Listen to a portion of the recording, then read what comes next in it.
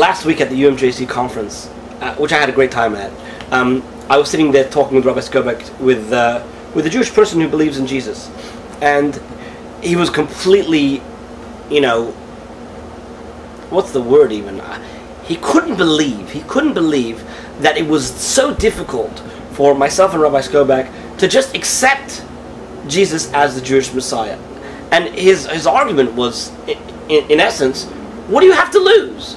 In other words, if you look at some of the Messianic movement, right, where some of them are becoming more Torah observant, etc., it's like, big deal, just why don't you accept Jesus as the Jewish Messiah? And it took me quite a while to try and explain to him that while we have the same lexicon, we're saying Messiah, Messiah, Messiah, we have a completely different dictionary. And your understanding of Jesus as the Messiah is very, very different to my understanding of the Messiah. I actually think it runs much deeper than that. I find that when Christians tell me that, why can't you just accept Jesus, and they don't see what the big deal is, I find that as basically a deep misunderstanding of Judaism. Because the way they're looking at Judaism is, well, listen, we're doing all the external things that Judaism is doing, so what do you care if you believe in this person as the Messiah, that person is the Messiah? In other words, they're reading Judaism as something completely external and has no heart. The heart of the Jew is devoted to God and to God alone, to the exclusion of anyone else. What the Messianic movement or the Hebrew Christian movement or Christians or Christian missionaries, whatever you want to call them, what they want is that heart, which is completely devoted to God alone, also be devoted to Jesus, Yeshua, whatever you want to call him. And the heart of Judaism, the reason we observe those commandments, the reason we observe the Sabbath, we don't observe the Sabbath in order to observe the Sabbath. We observe the Sabbath in order to testify that there is but one God. We put on tefillin in order to testify that our hearts are devoted to God and to God alone. To say, well, what's the big deal of accepting Jesus? That's ripping the heart out of Judaism and saying, just keep all the external things. It's like asking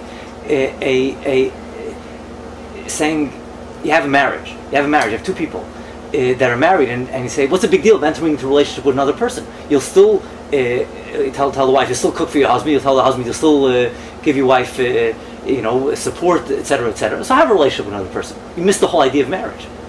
You don't understand what marriage is about. Our hearts are devoted to God and to God alone, and that's what Judaism is all about. Right. All the external things of Judaism are just testifying to that. Right, but obviously Christianity, Messianic, what they're calling Messianic Judaism, is the very antithesis of what Judaism is. The heart of Judaism is that we are witnesses to the world that everything on earth is created by God, and God is the master of everything. That is the testimony, that is the gift that God gave to the world through the Jewish people, and He continues to give to the world through the Jewish people. And what Christianity is doing is saying, no, that there's one person that walked the world, just like I walked the world and you walked the world, and breathed God's air, under God's heaven, on top of God's earth, that He is worthy of our devotion. That is the very antithesis of the testimony of the Jew. The Jew is saying, no, that man is also a subject of God. Just like everyone else is a subject. We're all equally subject to God. And by calling one man worthy of devotion, you're canceling the whole testimony of the Jewish people. All right, but I think everything you just discussed now, as important as it is, most Christians don't even think in those terms. Most Christians that I've spoken to think in terms of messianic prophecies and fulfillment of prophecies, and they're going to find it very difficult to listen to your message, because as far as they're concerned, they worship the God of Israel, the one God of Israel. And as far as they're concerned, they are monotheists. As one of the people that was at the conference asked me, well, how do you view Christianity? Do you view us as a monotheistic religion? And what I had to try and explain to the guy is that I personally believe that Christianity wants to be a monotheistic religion. In other words, before the New Testament came around, they acknowledged the fact that there's only one God. And this idea of Jesus also somehow being divine creates some kind of a problem, because, to the naked eye, it seems to be some kind of duality, dual powers, right? And they don't want to have this kind of duality. They want it to be just one God,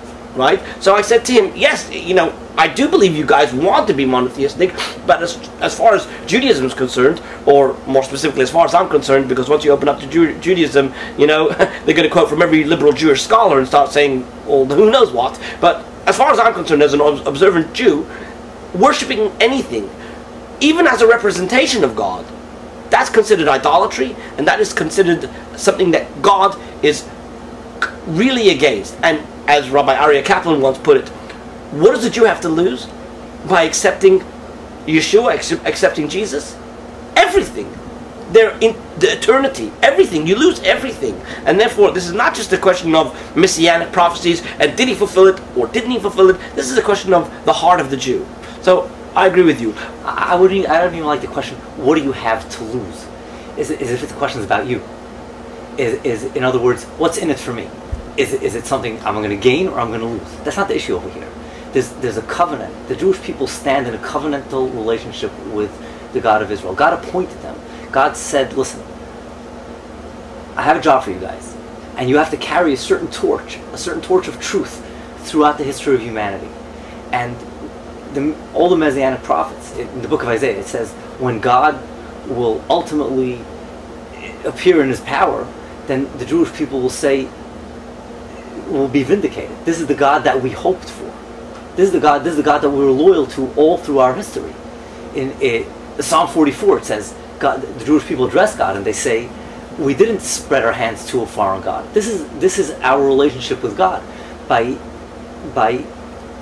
directing devotion to a human being, no matter what the philosophical explanation is, because they have to realize, whatever philosophical explanation the Christian has, whether it's a philosophical explanation, a scriptural explanation, a midrashic explanation, that the Christians append to their devotion to Jesus, it could be technically appended to anybody on earth.